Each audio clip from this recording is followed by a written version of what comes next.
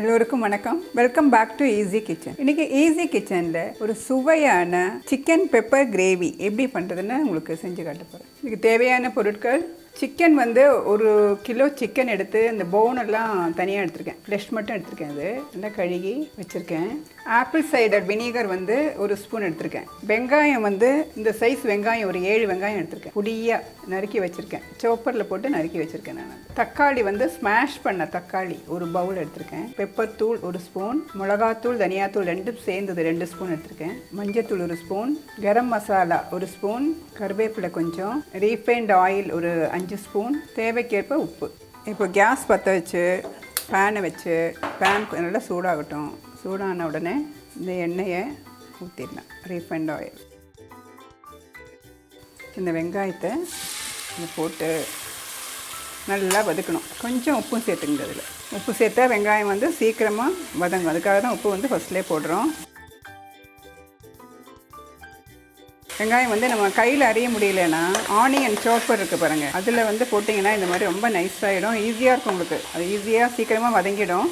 தக்காளி வந்து எப்படி பண்ணியிருக்கேன்னா 2 நாள் வச்சோம்னா கெட்டு போயிடுது தக்காளி. அதனால் என்ன பண்ணுறேன், பொடியாக அரிஞ்சு இந்த சோப்பரில் போட்டு நல்லா ஸ்மாஷ் பண்ணிவிட்டு கடாயில் போட்டு நல்லா அந்த தண்ணியெல்லாம் வத்துற வரைக்கும் நல்லா வதக்கி எடுத்துடுறேன். நான் வதக்கிட்டு நம்ம தொக்கு பண்ணுவோம் இல்லையா, அதே மாதிரி வதக்கிட்டு உப்பெல்லாம் போட வேண்டாம். வதக்கிட்டு 1 ஸ்பூன் மிளகாத்தூள் போட்டு ஆற வச்சு எடுத்து ஃப்ரிட்ஜில் வச்சுருவேன். அப்பப்போ தேவைக்கேற்ப எடுத்துருப்பேன். அந்த மாதிரி பண்ணது தான் இந்த தக்காளி தொக்கு. தக்காளிக்கு பதிலாக இதுதான் போட போகிறேன் நான். வெங்காயம் வதக்கி அதோட 1 ஸ்பூன் 2 ஸ்பூன் இது போட்டால் போகிறோம் தக்காளிக்கு பதிலாக. பாருங்கள், இந்த வெங்காயம் வந்து நல்லா வதங்கினதுக்கு அப்புறம் தான் இந்த தக்காளியை போடணும். இப்போ பாருங்கள், வெங்காயம் பாதி வதங்கிடுச்சு.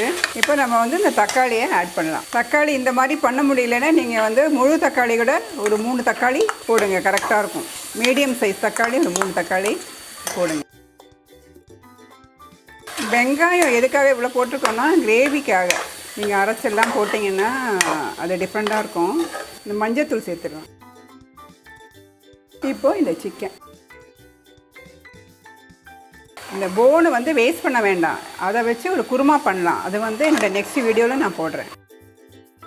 இந்த ஆப்பிள் சைடர் வினிகர் 1 ஸ்பூன். இது எதுக்கு ஊற்றுறோம்னா சிக்கன் வந்து நல்லா வேகுங்க, ரொம்ப ஸ்மூத்தாக இருக்கும். அதுக்காக தான் இது. ஒரு கிளறிட்டு இதை அப்படியே மூடி ஒரு விசில். தண்ணியெல்லாம் ஊற்றக்கூடாது. இது பாருங்கள், அப்படியே தண்ணியே விடலை நான். ஸ்டீம் வந்து வந்த அப்புறம் நல்லா ஃபோர்ஸில் ஸ்டீம் வந்த அப்புறம் வெயிட் போடுங்க. இப்போ பாருங்கள், நல்ல ஸ்டீம் வருது பாருங்கள். இப்போ வெயிட் போடுங்க. வெயிட் போட்டு ஒரே ஒரு விசில் ஆஃப் பண்ணிடணும். பாருங்கள், விசில் வந்துருச்சு. கேஸை வந்து ஆஃப் பண்ணிவிடுங்க. பாருங்கள், சிக்கன் நல்லா சாஃப்டாக வெந்துருச்சு. இப்போ வந்து ஃப்ளேமை ஸ்லோ பண்ணிவிட்டு இந்த மசாலாலாம் நம்ம சேர்த்துடலாம். மிளகாத்தூள் தனியாத்தூள் 2 சேர்ந்தது, பெப்பர் தூள் 1 ஸ்பூன், கரம் மசாலா கொஞ்சம், கருவேப்பிலை. நல்லா கிளறி விடுங்க. கிளறி விட்டு நல்லா தொக்கு மாதிரி வரணும். இது நான் தண்ணியே ஊற்றலைங்க. இந்த சிக்கன் வந்து அப்படியே வெந்திருக்கிறதுல. இப்போ வந்து ஃப்ளேமை வந்து ஃபுல்லாக வச்சுருங்க. ஃபுல்லாக வச்சு இது நல்லா சுண்டணும். உப்பு பார்த்துக்குங்க. நம்ம வெங்காயம் வதக்கும் போது உப்பு போட்டிருக்கோம். அதனால் உப்பு பார்த்துட்டு பத்தலைன்னா அப்புறம் நீங்கள் போட்டுங்க. அதே மாதிரி காரம் கூட. ஃபுல் ஃப்ளேமில் தான் இருக்குது. ஒரு 3 மினிட்ஸ் மூடி வச்சுருங்க. கொஞ்சம் ஆவி வரணும். ஆவி வர வரைக்கும் கொஞ்சம் வெயிட் பண்ணுங்கள்.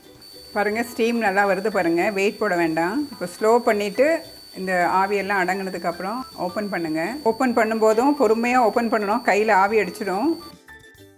இப்போ மறுபடியும் ஃபுல் ஸ்டீமில் வச்சுட்டு நல்லா கிளறி விட்டுருங்க. சப்பாத்திக்கு, தோசைக்கு, சாப்பாட்டுக்கு சைட் டிஷ்ஷாக எல்லாத்துக்குமே சூப்பராக இருக்கும். இன்னும் கொஞ்சம் அப்படி கிரேவி இன்னும் கொஞ்சம் சுண்டணும்.